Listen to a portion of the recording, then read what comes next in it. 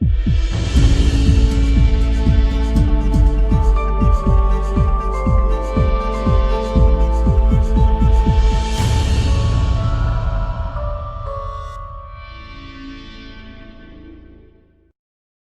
uma alegria renovada, como sempre gosto de dizer, a oportunidade que temos de nos reencontrar, nos rever.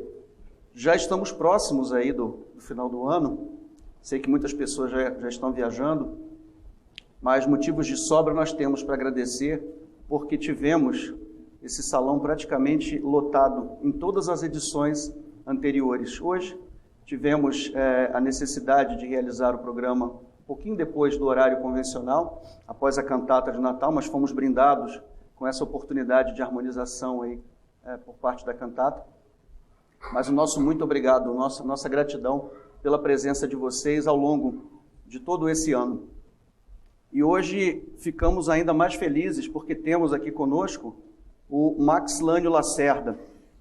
Eu vou fazer a apresentação dele daqui a pouquinho, mas já te damos as boas-vindas, Max, e como sempre fazemos, estendemos a você um abraço fraterno, caloroso, carinhoso, como se cada um de nós aqui presentes estivesse nesse momento lhe abraçando em agradecimento pela sua presença e tenho certeza pelas respostas inspiradas, né, e inspiradoras, né, que você nos trará.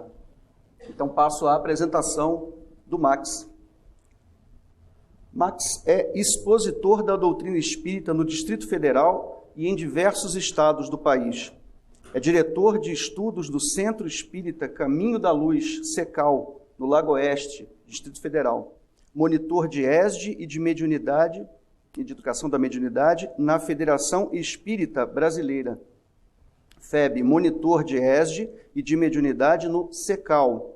Componente do Grupo Mediúnico de Assistência Espiritual Leon Denis, da Comunhão Espírita de Brasília. Componente de Grupo Mediúnico no SECAL. Colabora, junto aos pais, na evangelização infantil e juvenil da Comunhão Espírita de Brasília. Participa e colabora de grupos de estudos espíritas específicos no SECAL, na FEB e na Comunhão Espírita de Brasília. Hoje, como já nos foi anunciado, conversaremos um pouco sobre sexualidade. E sexualidade, né, Max, é um tema bastante que traz consigo alguns mitos, dificuldades, preconceitos que se foram sendo construídos ao longo da história da civilização judaico-cristã e foram se enraizando na criatura humana. Então, acredito particularmente que todas as vezes que temos oportunidade de conversar sobre coisas que ainda representam para nós tabu, mito, dificuldade, ou objeto, ou que seja objeto de preconceito, acho que é uma oportunidade muito especial. Sem me alongar muito, eu já gostaria de passar... Já temos perguntas, Jack? Que maravilha! Eu já ia passar a minha primeira pergunta, estava tão feliz aqui, Max. Então vamos lá. Em uma palestra, falaram sobre médiuns de efeitos físicos e a troca de fluidos nas relações sexuais. Não compreendi como isso ocorre. Poderia aludir sobre o assunto? Boa noite a todas, boa noite a todos. Que a paz do nosso Divino Senhor nos envolva hoje e sempre. Bom, esse assunto, sexualidade, é um assunto ainda muito complexo. E é um assunto que nós precisamos tomar alguns cuidados ao abordá-lo, daí porque não é um assunto que se vê com tanta frequência sendo abordado, mesmo dentro da doutrina espírita, porque ele suscita o renascimento desses tabus, desses mitos que estão no nosso arquétipo e estão fazendo parte do nosso psiquismo e ainda oblitera o nosso processo de tornar o sexo compreensível e como algo que é divino, ao encontrar do que muito de nós pensamos. Antes de responder a pergunta, eu gostaria de iniciar com uma frase de Emmanuel, que é bastante própria para o que nós vamos fazer aqui hoje. Num livro chamado Encontro Marcado, ele diz assim: aplica a bondade e a compreensão toda vez que alguém se levante contra alguém, porque em matéria de sexo, com raras exceções, Todos trazemos heranças dolorosas de existências passadas, dívidas a resgatar e problemas a resolver. O que nós estamos dizendo é que é um assunto com o qual todos nós de alguma forma convivemos. E as relações sexuais, elas têm as trocas dos fluidos corporais, mas as relações afetivas ou as vinculações de alma para alma têm as ligações fluídicas espirituais. Se, por exemplo, um casal, uma pessoa que se aproxima da outra, promete, estabelece um vínculo com a outra e a abandona, se a outra não está preparada para esse abandono, ela pode ligar-se a esta que a abandonou e manter um vínculo espiritual com ela, criando rede fluídica mental entre ambos e mantê-los juntos num processo que é de alguma forma perturbador. E se isso persistir, pode ser um processo que afeta a vida daquela pessoa que recebe essas emissões, porque há um vínculo entre os dois que não se rompe apenas com um afastamento puro e simples. Daí porque, entre jovens, a gente tem sempre dito, muito cuidado com a liberalidade no sexo, porque a troca de parceiros, como nós temos visto hoje, pode ocasionar danos espirituais que você não é capaz de estimar ou de aquilatar. E é por isso que é muito importante que a relação entre as criaturas humanas sejam vinculadas ao afeto e não apenas ao vínculo das ligações do prazer sexual. Quase sempre, na literatura espírita, a homossexualidade é apresentada como resgate kármico, geralmente severo. É sempre assim mesmo ou há uma dose de preconceito em certas análises? Nós estamos falando de inversão de polaridade. A homossexualidade é uma inversão de polaridade. O que é uma inversão de polaridade? A pessoa vem com o psiquismo numa determinada polaridade, feminina, por exemplo, e usa um corpo masculino. Essa inversão pode ser uma inversão constrangedora, e, portanto, resultante de uma lei de causa e efeito, ou ela pode ser missionária, quando a criatura pede para nascer em corpos invertidos para cumprir um dever, uma obra.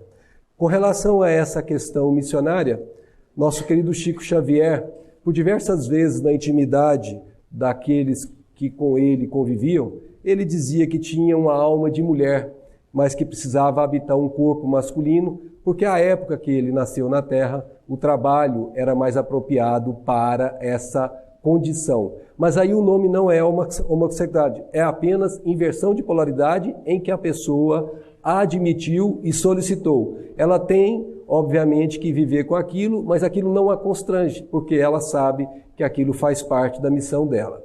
Não obstante, não podemos deixar de considerar que a gente faz inversão de polaridade natural diversas vezes. Nós estamos encarnando, por exemplo, no sexo masculino e depois de uma certa temporada de experiências com as questões masculinas, com as características masculinas, nós queremos desenvolver a feminina. E se ficamos muito tempo encarnados como um homem e vamos encarnar como mulher, a primeira encarnação é sempre desajustada. É aquela encarnação em que a pessoa fica como se tivesse com uma roupa que não está muito adequada, mas não cai no campo da homossexualidade. Ele apenas não se sente bem por ser a primeira. Com o tempo, ele vai se soltando e com o tempo ele vai se habituando à nova roupagem. E é uma questão de necessidade evolutiva para o espírito.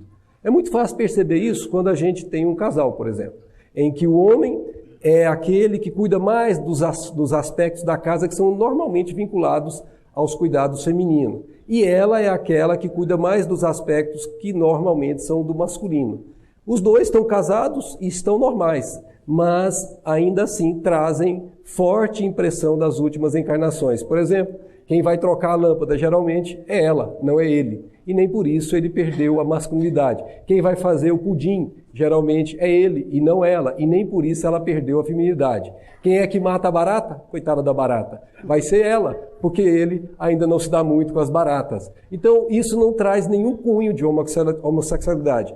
O que nós precisamos lembrar é que este aspecto de inversão de polaridade tem essas três facetas. Ela pode ser natural, ela pode ser de constrangimento ou ela pode ser missionária.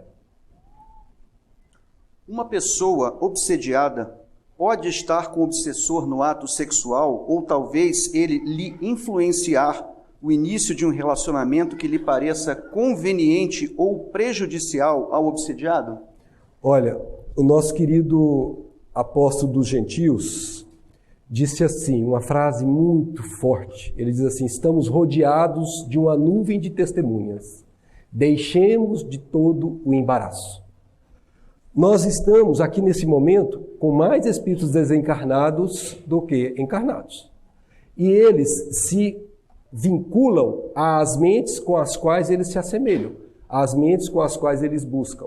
Certa ocasião, num seminário que o Divaldo Franco fez, no momento das perguntas, apareceu uma pergunta dizendo assim: Divaldo, um casal espírita deve ir no motel ou ele não deve ir no motel? E as pessoas riram, porque parecia uma pergunta infantil. E o Divaldo tomou a pergunta com seriedade e disse: mas vocês estão rindo de quê? É seríssimo. Ir no motel é se expor à psicosfera onde as pessoas que estão buscando a sexualidade descontrolada, os devaneios sexuais do plano espiritual, encontram ali o seu alimento. E eles podem se acumpliciar com pessoas que vão lá porque elas ficam expostas àquela psicosfera. Por isso, é muito importante que nós tenhamos essa condição de saber que a ambiência influencia, especialmente quando nós não estamos vigilantes, quando nós não estamos com o escudo psíquico protegido. Então é sempre bom a gente evitar essas condições, porque, como diz ele, quando você entra na lama, você sai com a lama, sempre sai escorrendo alguma coisa de lama nos seus pés depois que você sai. Ainda não somos luz que vai ao pântano e sai imaculada. Ainda somos criaturas encarnadas que estamos sujeitas às tentações do mundo. Portanto, se expor a elas é correr risco de começar um processo obsessivo que nasce ali. E essa criatura do plano espiritual que ali se vincule vai começar a andar com aquelas pessoas porque encontrou pasto para saciar os seus desejos carnais que ele não pode saciar mais porque não tem corpo de carne. E aí, então, pode se estabelecer um vínculo obsessivo, sim. E pode ser, se alimentado, pode ser de danoso processo dentro daquela família que a criatura faz parte. Se o espírito não tem sexo, por que a homossexualidade tem tanto preconceito? Como diz o André Luiz, eu vou ler a frase dele, ele diz assim: o cativeiro da ignorância no campo sexual continua escravizando milhões de criaturas. Se tem um assunto que nós aqui, como seres humanos, conhecemos muito pouco, tanto no campo acadêmico quanto no campo espiritual, é sexo. E os tabus, os preconceitos são muito fortes, especialmente por causa da ignorância. No momento em que as pessoas começam a conhecer, no momento em que elas começam a entender que sexo é vida, que sexo faz parte de um processo em que é um estágio do amor que nós precisamos construir, elas começam a ver sexo de outra maneira. Certa ocasião, num seminário na FEB, que nós realizamos sobre este assunto, sexualidade, no momento em que a gente tinha terminado o seminário, uma senhora veio nos abraçar, toda emocionada, e dizendo assim: olha, muito obrigado, rapaz, porque você me tirou um peso de consciência, porque eu tinha um irmão sexual, que eu tinha preconceitos com ele. Hoje eu tenho um irmão que tem um resgate sendo feito, e que eu compreendo e estou feliz junto dele. Porque ela tinha uma visão preconceituosa, não aceitava a homossexualidade do irmão, e ela passou a perceber que era nada mais, nada menos do que fruto do seu desconhecimento do assunto. Portanto, isso vai diminuir, está diminuindo à medida que o conhecimento for sendo propagado, como nós estamos fazendo aqui hoje, publicamente. Esse assunto tem que vir à luz para toda a gente. Não tem tabu na doutrina espírita com relação à sexualidade. Como fazer, Max, uma abordagem eficaz do tema sexualidade com os jovens na evangelização? Natural. Não temos que criar artifícios, temos que conversar de forma natural. Sexo é natural. Nós não estamos falando apenas dos aspectos morfológicos, nós estamos nos referindo aos aspectos psíquicos. As atrações psíquicas são cargas magnéticas que fazem com que as criaturas se busquem, sem saber que estão se buscando. Muitas vezes essa atração, ela é muito mais da alma do que do sexo. Quando as almas se encontram, é natural que o sexo venha a ocorrer, porque uma das suas funções é a perpetuação da espécie. Outra das suas funções é a perpetuação dos afetos. E a função mais elevada dele é quando ele é transubstanciado em obras missionárias.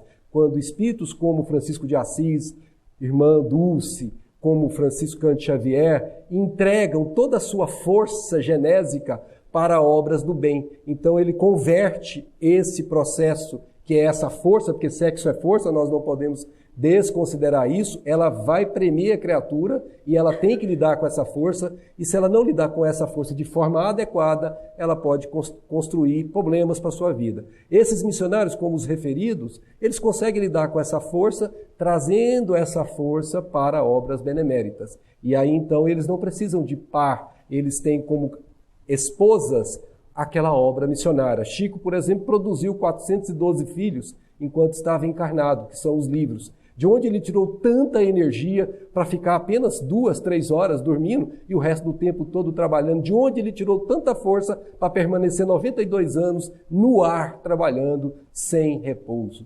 Esta força veio em parte das forças genésicas, do centro de força chamado centro genésico. Pode um homossexual participar de um grupo mediúnico? Não só pode, como deve. Não há absolutamente nenhuma restrição. O que tem que haver é a ligação entre os membros do grupo mediúnico de respeito, sobretudo, e muito mais do que isso, de afeição um para com os outros. Eu tenho várias pessoas que são assim, inclusive nosso grupo mediúnico, e não nenhum problema, são pessoas maravilhosas, que eu as amo de todo o meu coração, porque eu compreendo que são espíritos como eu sou. E se estão atravessando essa necessidade evolutiva, eu também devo ter atravessado em determinado momento, ou terei que atravessar em momento adiante. Nenhum de nós sabe disso. Mas o que nós sabemos é que isso é um processo de experiência para o espírito. E se ele lidar bem com essa experiência, ele terá avançado uma etapa importante na sua vida. Portanto, a resposta é: tanto quanto para os jovens, na reunião mediúnica deve ser tratado de forma natural. Como fica a questão do relacionamento homossexual em relação ao equilíbrio espiritual? Não deixa de ser uma anormalidade perante as leis, onde tudo no nosso corpo tem uma função própria. Fisiologicamente, sem dúvida. Se nos perguntassem se deveria haver relação sexual entre homossexuais, diríamos que a resposta ideal seria a abstenção. Não a abstenção do afeto, a abstenção do ato. Mas nós não podemos julgar a mente de cada um. Cada um tem os seus limites de resistência moral. O ideal seria isso. Mas Paulo diz, se não podem se conter, se vão se abrasar, casem-se. Porque tem muitas pessoas, em nome desse processo de impedimento, que se entregam à promiscuidade, tanto no campo homossexual quanto no campo heterossexual. Então, o importante é que cada um conheça o seu mundo íntimo. O mundo íntimo de cada um é próprio de si, nenhum do outro pode devassá-lo. Como diziam os antigos em minha terra, coração do outro é terra de ninguém. Quem é que pode aquilatar o que se passa dentro dele? Então, o mundo ótimo, espiritualmente falando, seria a abstenção do ato físico e a manutenção do ato afetivo. Se essas criaturas conseguem fazer isso, já é uma bênção de evolução espiritual, porque demonstram a força do espírito sobre a carne. Se não conseguem, façam de maneira, pelo menos, que seja de maneira justa, com respeito um para com o outro, e aí é campo íntimo que nós não temos como atender ou falar sobre, porque é muito, muito, muito delicado esse assunto e muito íntimo. Quando uma pessoa se envolve com outra, com sensação de alma gêmea, e o relacionamento acaba, se a pessoa não esquece o outro e deixa de se relacionar com outros parceiros, isto é um tipo de karma? Como se desvencilhar do amor que se foi? Como diz o outro, só Jesus na causa. Olha, aí nós entramos num campo do emaranhado complicadíssimo, porque nós não percebemos, mas entre nós existem teias, linhas de campos de força que nos vinculam uns aos outros. E esses campos de força têm intensidade. e essa intensidade é tanto maior quanto mais afinidade existir entre as criaturas. Portanto, um rompimento presencial, um afastamento físico, não impede que a ligação psíquica continue. As pessoas podem continuar se encontrando durante o sono, porque uma se atrai para a outra. Então, essa é uma situação que, se é karma ou se não é karma, ou seja, se é resultado de uma causa, se é um efeito, aí também é um campo muito particular para ser avaliado particularmente. Mas o que nós sabemos, como dissemos na primeira pergunta, é que as relações que se criam entre ambos, se forem vinculantes, elas mantêm essas criaturas durante um tempo presas umas às outras, mesmo de forma inconsciente. O problema, que pode se tornar obsessivo, de encarnado para encarnado, é quando um nutre esse pensamento de forma obsessiva, de forma compulsiva para com o outro. Nós conhecemos um caso de uma pessoa que estava aqui em Brasília e o seu cônjuge, ou melhor, o seu ex-cônjuge, foi para o Japão. Mas ela era tão apegada a ele, eles tinham se separado, tão apegada a ele, que ela ficava pensando nele 24 horas e não pensava coisas boas. Não pensava coisas que ajudassem, mas ao contrário, que atrapalhassem. Com o tempo, ele, sem mais nem menos, começou a adoecer. E doença que a medicina não conseguia resolver, não conseguia achar o diagnóstico correto. E uma pessoa que é psicóloga, uma amiga pessoal nossa, é médica também, ela recebeu essa pessoa que era amiga dela do Japão pelo Skype e conversou com ele. E como ela conhecia o casal, ela procurou a ex-esposa. E ela realmente estava assediando, literalmente, para isso a lei não tem problemas. Assédio à distância psiquicamente. Não tem lei humana para isso. E, no entanto, ela estava fazendo isso. E como ele era receptivo, porque tinha vínculo com ela, ele absorvia as ondas mentais dela. No momento em que ela recebeu o trabalho terapêutico, que foi gradual, parece brincadeira. Enquanto ela ia sendo tratada aqui, ele ia se recuperando lá, como um passe de mágica, mostrando que a ligação, sim, pode existir, e essa é uma ligação doentia, precisa de tratamento terapêutico. Por vezes, podemos justificar nossas ações incautas afirmando: a carne é fraca. Isso nos exime de responsabilidade? Olha, quem faz isso, vamos fazer muita pressa por ele. Porque isso chama-se fugir à responsabilidade. O mundo em que nós estamos, ele é conhecido no Evangelho segundo o Espiritismo como um mundo de expiações e provas. Em outras palavras, ninguém está aqui a passeio, ninguém vem aqui para a diversão, ainda que alguns assim compreendam, mas compreendem equivocadamente. E o mundo é de expiações primeiro e depois de provas, disseram os Espíritos, e não o inverso. E o que é expiação com X? Expiação com X é uma prova compulsória. A pessoa não tem como se livrar dela. Aquela prova é para alguém que tentou fazer a prova quando tinha o seu livre-arbítrio, mas, fazendo como esta pergunta nos suscitou, a fuga em nome, a carne é fraca, vou deixar para dentro, na outra encarnação eu cuido disso. Faz isso não, porque você só vai levando o problema para frente. E diz a lei de causa e efeito que você vai dificultando o seu acerto com a lei cósmica. E se você protela, as suas dificuldades vão aumentando a cada encarnação, podendo chegar ao cúmulo de entrar no campo da expiação, quando você, então, passa a estar sob o jugo daquilo que precisava estar quando você tinha a sua liberdade de escolher. Então, nós dizemos com todas as nossas forças o que Jesus diz: vigiai e orai. Vigiai e orai para que não entreis em tentação, porque o espírito está pronto, mas na carne ele pode mostrar as suas fraquezas. E é por isso que a carne serve para o progresso do espírito. É porque é nela que ele vai testar a sua resistência moral. Então, se a coisa está apertando, se o negócio está difícil, não entrega não. Faz prece, pede a Jesus amparo, pede aos benfeitores, porque eles sabem as dificuldades que nós estamos passando, porque eles também já tiveram encarnado aqui. E eles sabem o quanto é difícil lidar com essas forças que às vezes nos escravizam, ou que nos escravizaram, ou que podem nos escravizar, se nós não cuidarmos. Max, nós podemos dizer que a sexualidade é um processo dinâmico que se transforma ao longo do tempo em suas formas de expressão e de satisfação? Eu não sei se eu compreendi a pergunta inteira, mas se você olhar do ponto de vista evolutivo, ela tem várias formas. Um átomo de hidrogênio, quando se vincula a um átomo de oxigênio, a química acadêmica diz que pode ser qualquer átomo de hidrogênio e qualquer átomo de oxigênio.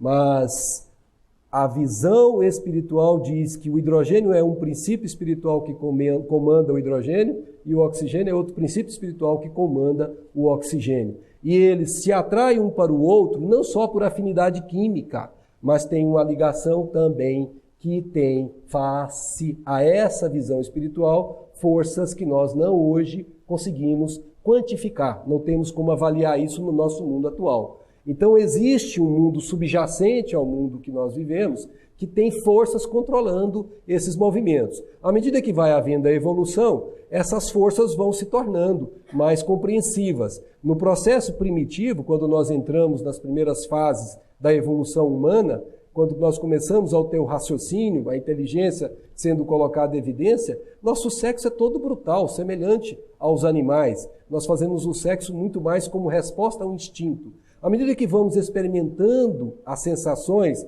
e deixando um pouco os instintos, nós começamos a usar a inteligência para provocar prazer, para provocar bem-estar. E a inteligência proporciona isso. E aí é que é o perigo, porque aí, com o excesso de prazer, é que nós entramos no risco dos excessos. E não é o problema o prazer. O prazer faz parte do processo evolutivo. O problema é o excesso de prazer. Então essa é uma expressão desvirtuada do sexo que as pessoas costumam se perder na fase das sensações. Chega um momento em que a criatura larga as sensações e começa a desenvolver os sentimentos. E os sentimentos, eles vinculam muito mais a alma do que ao corpo, porque as sensações são do corpo e os sentimentos são do espírito. Então, com o tempo, os interesses da criatura, quando ela acorda os sentimentos, desenvolve o sentimento, transformam-se e ela nunca mais passa a ter a expressão de amor pura e simples como o sexo.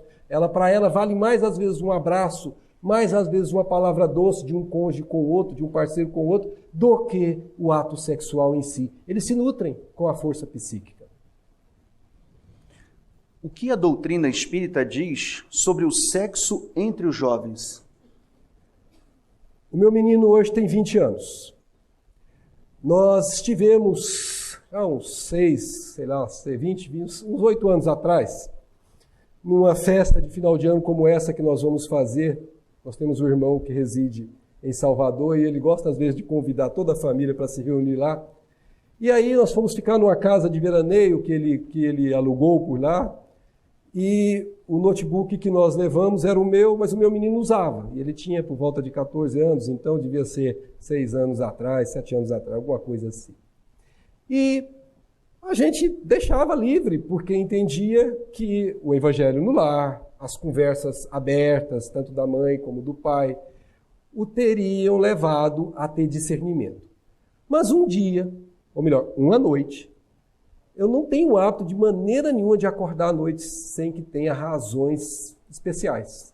É aquele famoso sujeito que bate a cabeça e acorda no dia seguinte, bom para dormir que toda a vida. E aí, nesse dia, não tinha problema nenhum. Meia-noite e qualquer coisinha. Foi como se alguém estivesse me dizendo assim, acorda, acorda. E não é acorda vagabundo, vai trabalhar não, porque não era a hora. É acorda mesmo, porque tinha alguma coisa importante. E eu acordei sim, como um zumbi. Falei, gente, o que está acontecendo? E me veio à mente, me veio aquela voz não articulada na acústica mental dizendo, caminha. E eu fui caminhando e fui vendo a porta entreaberta, que é onde o meu menino estava dormindo. E a luz estava acesa.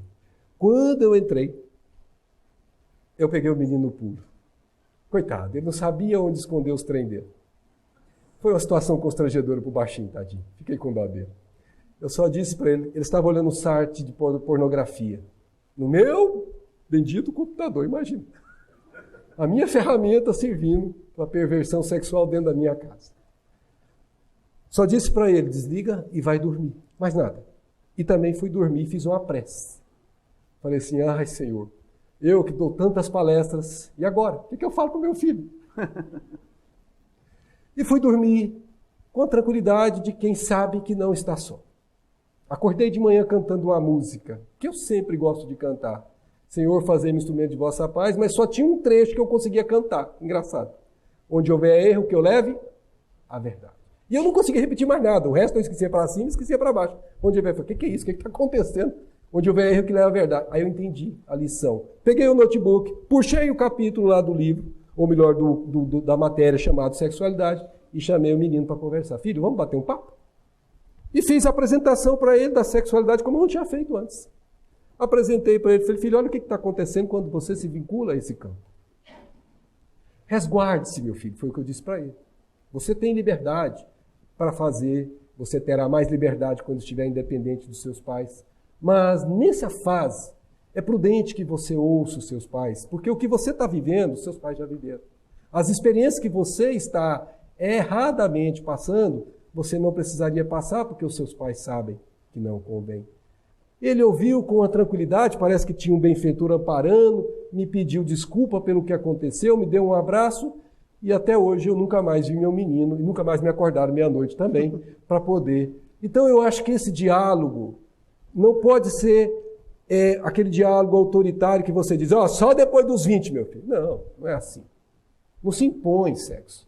Isso vai acontecer de forma natural, e quem somos nós para tutelar esta realidade? Mas nós podemos proteger os nossos filhos com esses diálogos, com essas orientações, com esses direcionamentos que ele pode ter para a vida. Por exemplo, o Evangelho no Lar, que eu acredito que todos nós aqui fazemos, é um momento ímpar para isso acontecer. A gente provoca um assunto e trata aquele tema que é delicado e que ele recebe naturalmente. O nosso menino, o mais novo, que tem 11, se você chegar para ele e falar que não há reencarnação, ele fala assim para você, você é de onde? Que mundo você é?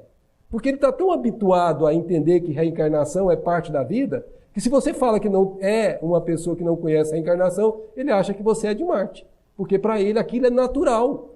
Então essas conversas desde cedo ajudam a internalizar os conceitos fundamentais que dará a eles capacidade de discernimento. Você não imporá, mas você dará a ele capacidade de discernimento para o que ele vai decidir. Sob a sua ótica, Max, qual seria o maior legado deixado pela doutrina espírita acerca da sexualidade?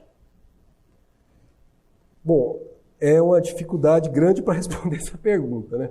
Mas a gente poderia apontar alguns itens que nós consideramos, vamos chamar assim, chamativos. Por exemplo, quebrar tabu, quebrar mitos, te libertar. É uma das coisas mais belas, por isso que ela é considerada como uma doutrina esclarecedora.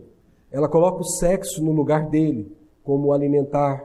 O sexo é uma função fisiológica, como o alimentar que sustenta o corpo físico, tem o alimentar que sustenta o corpo espiritual. Como tem o ato sexual que gera vida, tem o ato afetivo, psíquico, que gera as relações que perduram a toda a vida. Então, quando a pessoa se torna conhecedora disso, ela tem nas mãos um poder imenso, porque ela passa a ser muito mais prudente com aquilo que o mundo para ela convidava.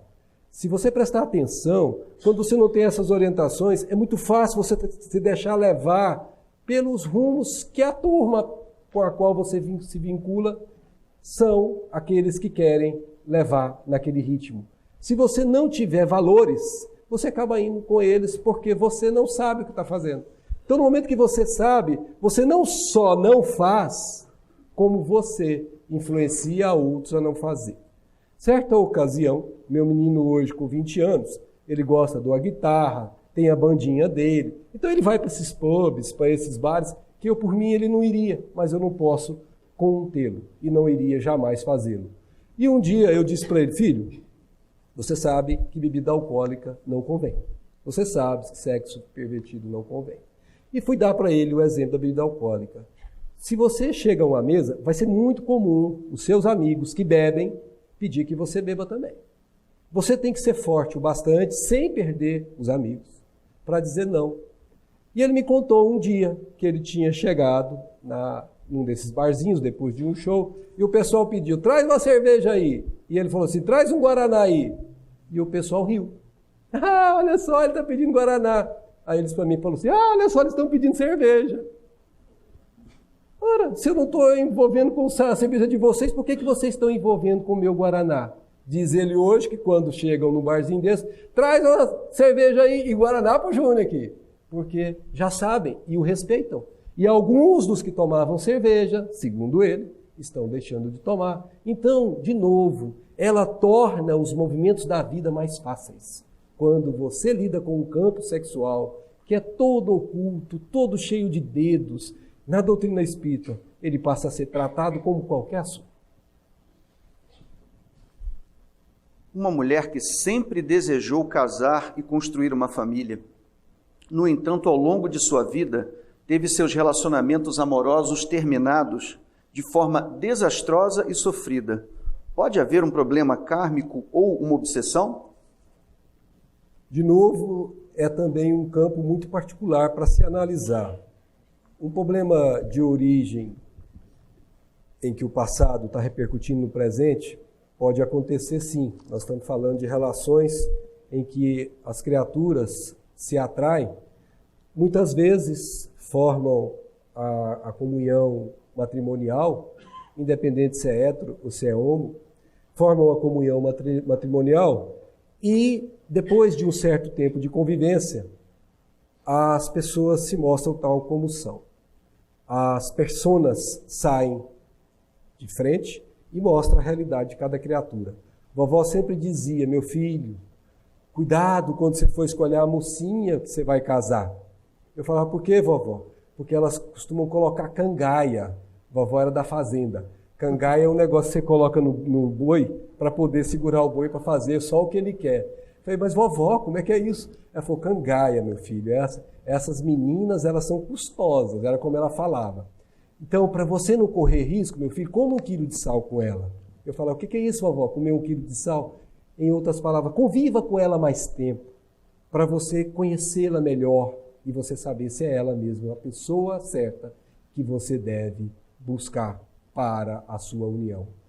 Às vezes dá para fazer isso, mas às vezes as coisas vêm num impulso tremendo, como esse caso relatado. A gente pode ter uma imagem assim, um salão como esse, cheio de pessoas que vieram para um baile, as moças e os rapazes. E tem uma moça casadoira que quer casar, está buscando o seu príncipe encantado.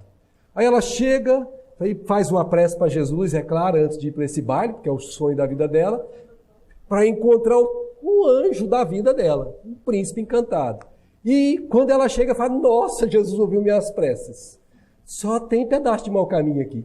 Meu Deus do céu, que homens bonitos! Tem 400. Mas quando ela começa a andar, ela vê um lá no fundo, e o zóio dela faz assim, tic, tic, tic, tic, brilha. E o bichinho lá no fundo não tem nada de príncipe, parece mais sapo do que príncipe. E é esse que ela vai escolher.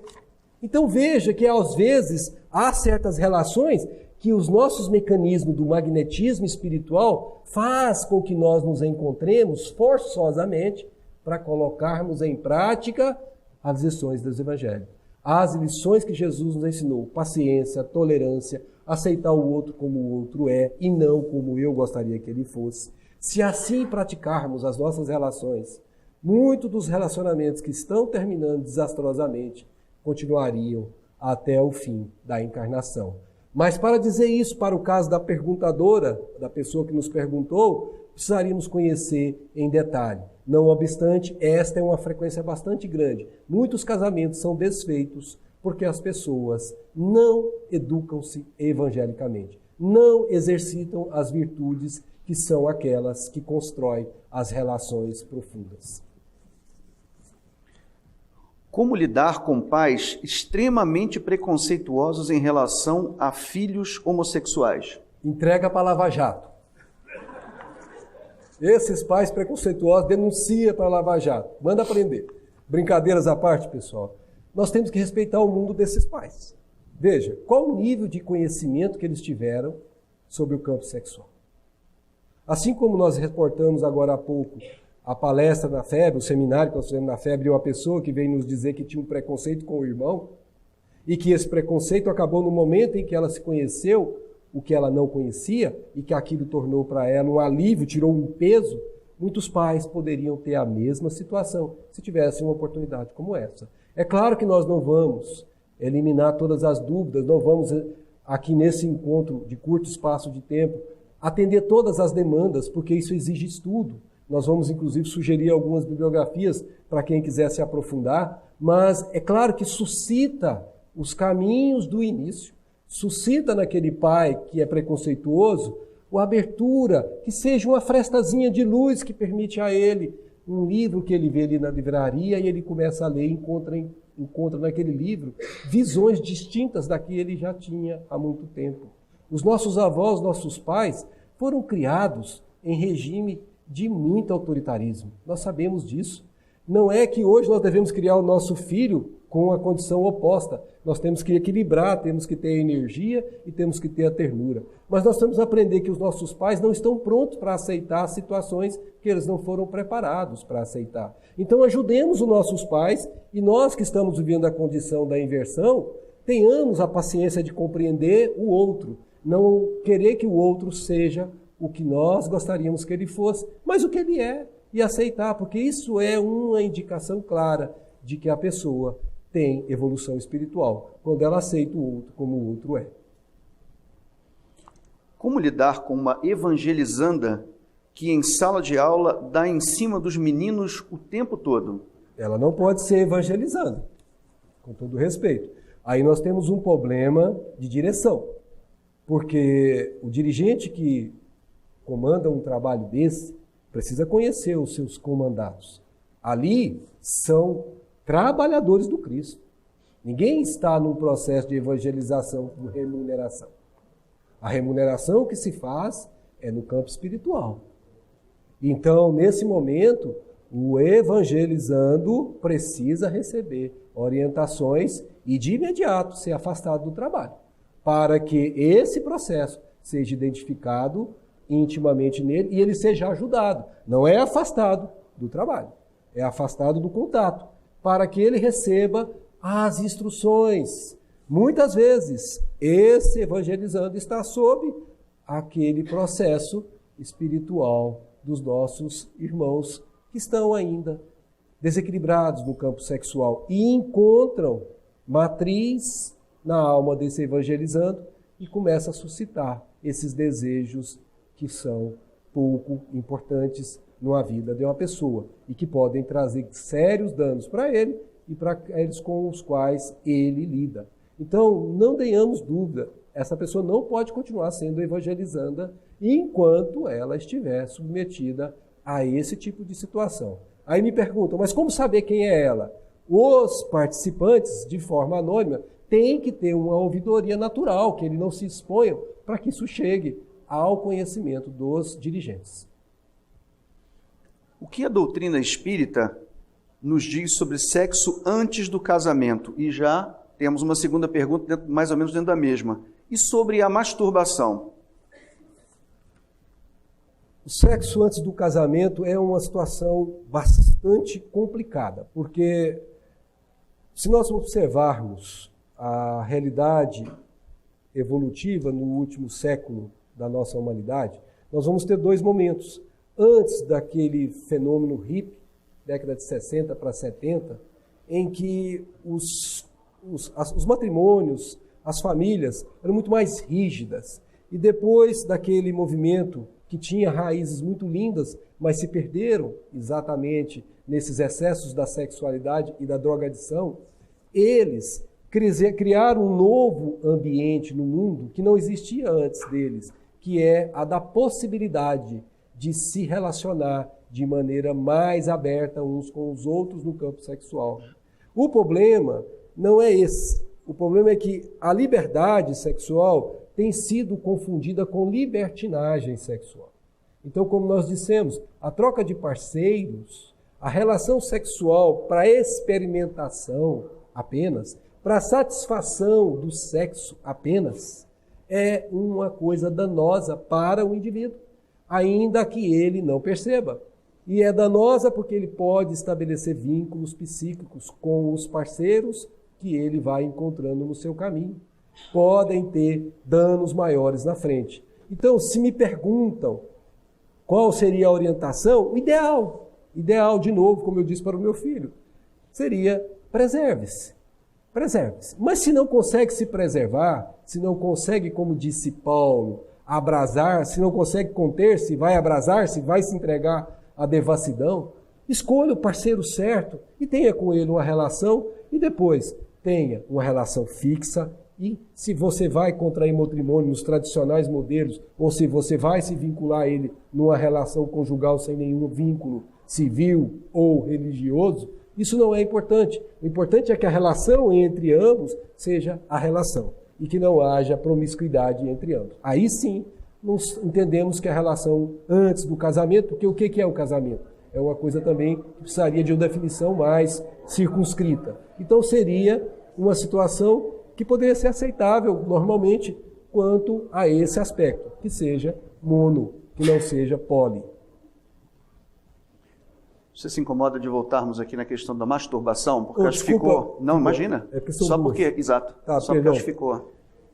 Eu vou me apoiar em Divaldo Franco, que diz que a masturbação é um processo natural, chama poluição noturna. Geralmente, os rapazes, chegando a certa idade, um processo fisiológico normal, se veem de manhã manchados e não entendem o que é. Houve uma ejaculação que ele não consegue explicar, porque ainda é muito novo, e se ele tem uma conversa tranquila com os pais, com os professores, ele vai entender o que é isso. E se ele sente a necessidade, e isso é constrangedor para ele, que se masturbe. Agora, num outro trabalho que nós fizemos na FEB, para os jovens da FEB, um dos jovens, que inclusive trabalha nessa casa também, uma pessoa muito boa, ele nos questionou sobre isso, o processo que preme, aquela vontade de fazer, de ter a relação sexual, e como se livrar disso, e sem precisar de toda hora buscar a masturbação como ele estava vivendo o seu drama, era a relação pessoal dele. E nós dissemos para ele, pense, quando você vai no hospital visitar crianças doentes, que estão com a cabeça rapada, tem 3 anos, 4 anos com câncer, eu te pergunto, você tem vontade de fazer sexo lá? Não, eu não.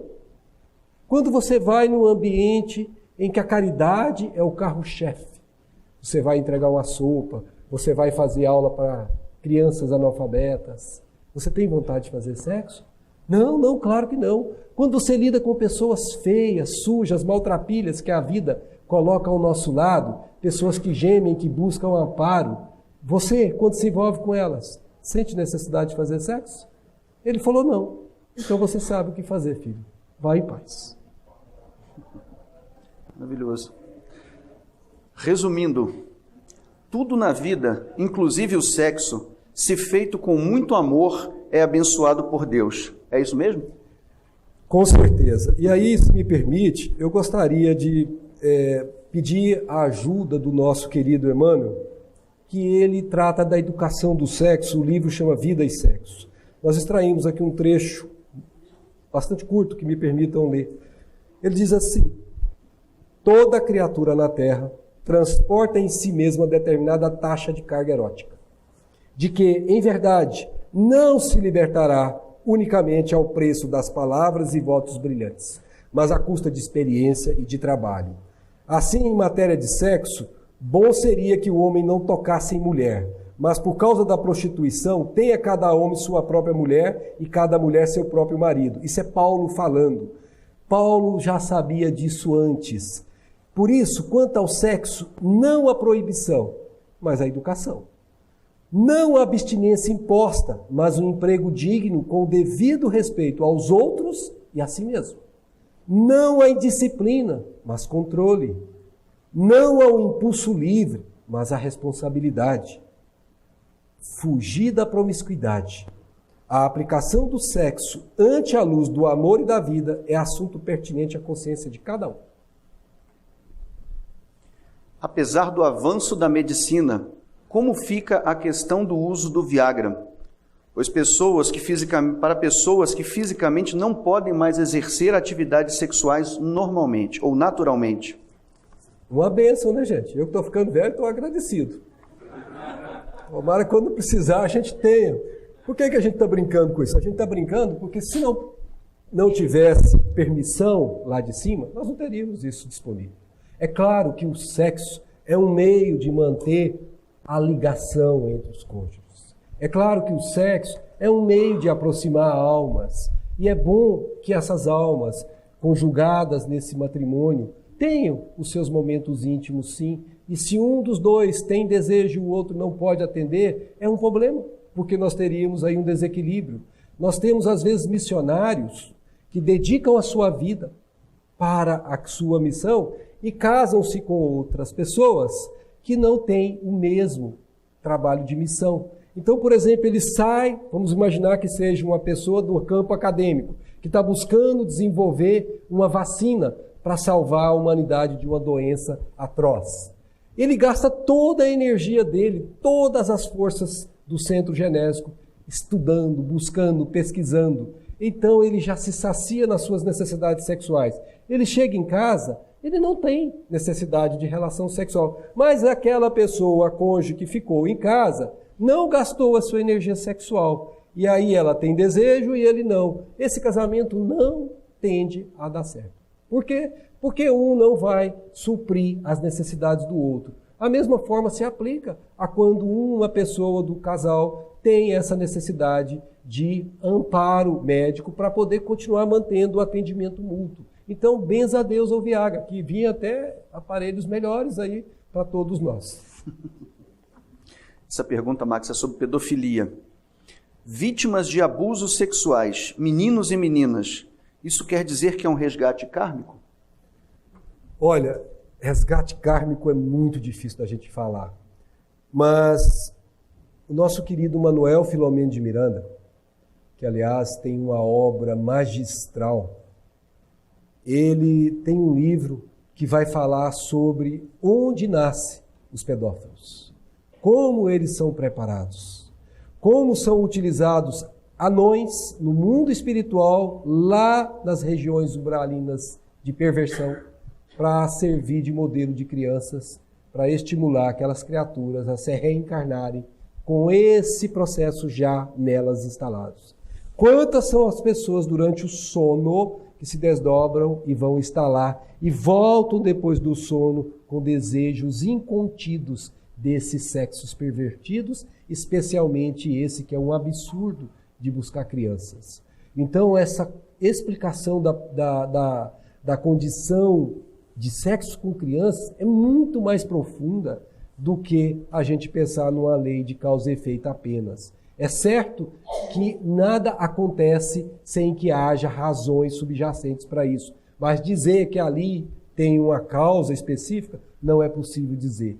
Dizer que ali tem uma doença e que precisa ser tratada, aí sim nós temos que dizer. Dizer que os pais devem ser cuidadosos com os seus filhos, notadamente na internet, nós temos que dizer.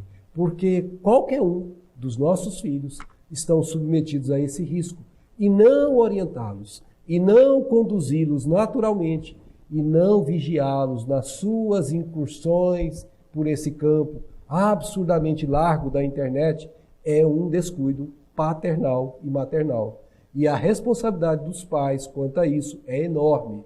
Então nós não temos como aquilatar o que gerou a causa fundamental, mas temos como aquilatar o que podemos fazer para que isso não venha a se materializar entre nós. De novo, o Evangelho em casa, uma vez por semana, é uma oportunidade bendita de ir iniciando os nossos pequeninos nessas conversas informais, não obstante ricas em nutrição espiritual.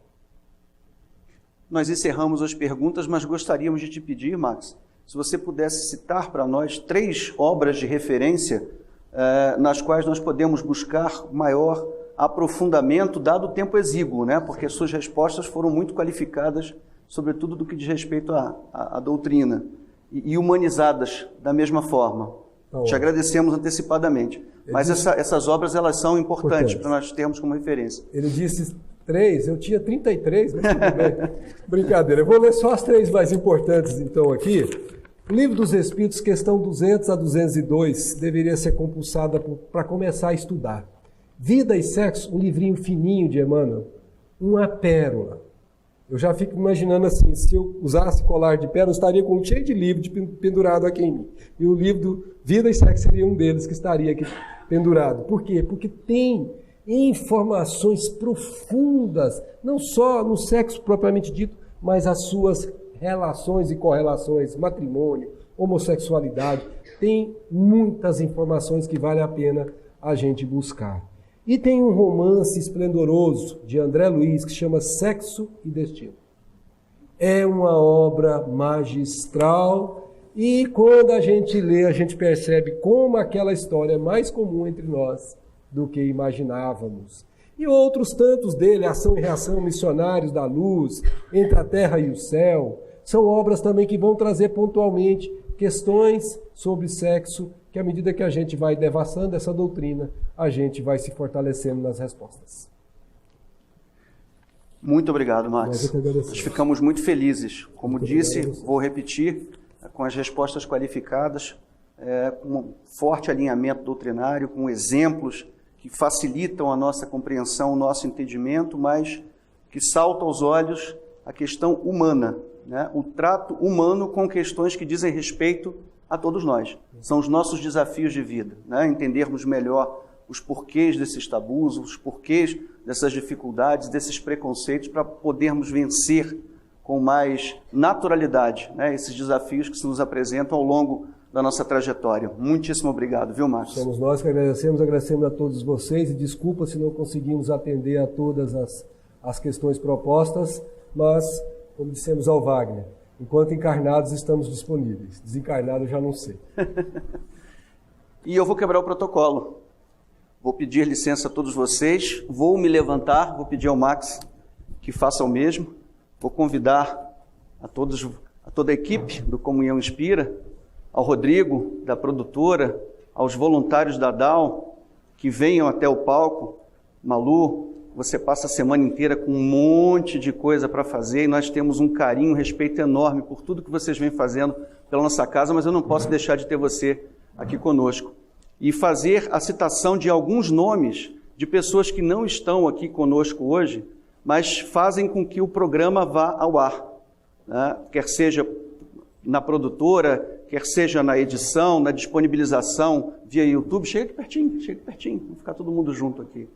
Então é importante que vocês conheçam todas essas pessoas e eu vou convidar a todos nós que estamos aqui, para que chega só um pouquinho para cá, Max, para que nós, lado a lado, nos abracemos e que esse abraço seja simbólico e que vocês recebam esse abraço como se fosse um abraço que nós, como se fosse não, é de fato, um abraço que nós desejamos dar em cada um de vocês. Como não é possível fazer, então, simbolicamente, sintam-se abraçados pela equipe Comunhão Inspira, por todas as pessoas que fazem com que esse programa vá ao ar e tantas bênçãos, né, Max? De luz, de esclarecimentos, de acolhimento, né, Malu? Vem acontecendo ao longo desse tempo aí, as pessoas relatam isso com certa frequência. Então, muito obrigado, Rodrigo, Max, pela sua presença, Malu. Não vou falar todo mundo, equipe Comunhão Inspira, os voluntários sempre tão atentos. Ô, Flávio, me perdoa, por favor. Não fuja, venha para cá. Venha para cá. Não, o Rodrigo também já deixou lá em cima. Vem para cá. Então, a todos vocês, muito obrigado. E que nós tenhamos todos o Natal, a Thelma vai falar também um pouquinho sobre isso, mas nós tenhamos um Natal de paz, de harmonia e um ano de 2017 de grandes realizações. E faço votos que continuemos juntos, né, dando vida e sentido, propósito e significado a esse programa. Muito obrigado.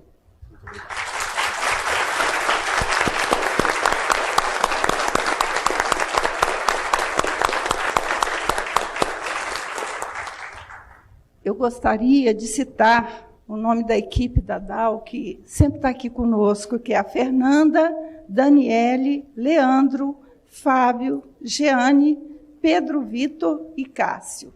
Muito obrigada a vocês, em nome, né, da toda a equipe, que é muito importante.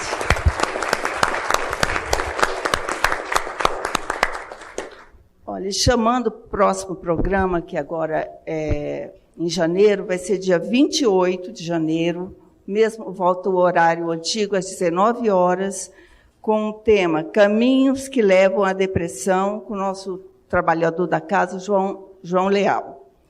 E assim, nós juntos aqui, nesse carinho, acolhendo todos e sendo acolhidos por vocês, vou passar a palavra para Mariane para fazer a prece final. Obrigada. Senhor Jesus, amigos espirituais da nossa casa, que sabemos que em noites como essa nos apoiam, nos inspiram em nosso trabalho. O que dizer, senão, muito obrigada. Enquanto hoje tantos estão lá fora, buscando respostas, tão perdidos, nós encontramos esta Casa do Caminho, que nos traz informações, que nos abre leituras maravilhosas. E nós agradecemos esta oportunidade preciosa do trabalho na seara do Cristo. Graças a Deus. Graças a Jesus.